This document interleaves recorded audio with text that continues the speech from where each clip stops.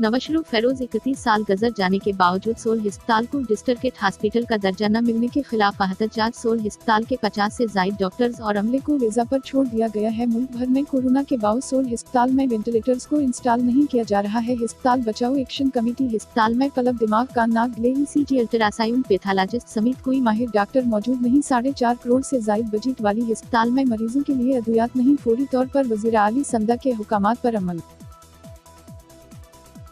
करके सोल अस्पताल district hospital का दर्जा दिया जाए। सोल अस्पताल को जिला अस्पताल का दर्जा देकर वेंटिलेटर मशीनें इंस्टॉल न की गई तो एहतजाज को मजीद तेज किया जाएगा। मुजाहरीन